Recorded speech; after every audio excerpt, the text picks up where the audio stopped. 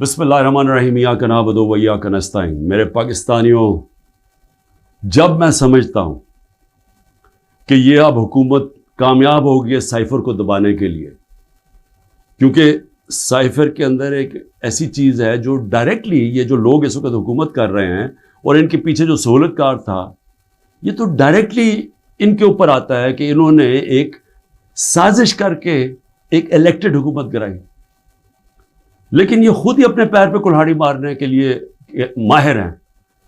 इतना इनको खौफ है कि इमरान खान किसी तरह इलेक्शन से बाहर किया जाए, क्योंकि डर लगा हुआ है कि इलेक्शन में आ गया तो हार जाएंगे। तो इनकी पूरी कोशिश होती है कि कोई मौका ना जाए कि किसी तरह उसको डिस्क्वालीफाई करिए, जेल में डाले। ये कोई 14 महीने से ये लगे हुए हैं। पहले इससे मैं सिर्फ आज़म खान के ऊपर बात करना चाहता हूँ। जिस आज़म खान को मैं जानता हूँ वो ईमानदार आदमी है, काबिल आदमी है, और जिस तरह की बातें मैंने पढ़ी हैं साइफर में वो कह नहीं सकता। जब तक मैं आज़म खान के मुंह से नहीं सुनूंगा मैं मानूंगा नहीं, क्योंकि उसमें ये कई बातें हकीकत के साथ नहीं है। या तो ज़बरदस्ती से उसे करवाया गया है, क्योंकि ज़बरदस्ती तो इस वक्त सारी 2 पार्टीज़ बना दी हैं। ज़बरदस्ती में लोगों के ऊपर बंदूक रख के कि जी आप इस पार्टी में जाएं, और बंदूक करके दूसरी पार्टी में जाएं, उनके ही बेचारों का बेड़ा गर्क करके रख दिया उसमें।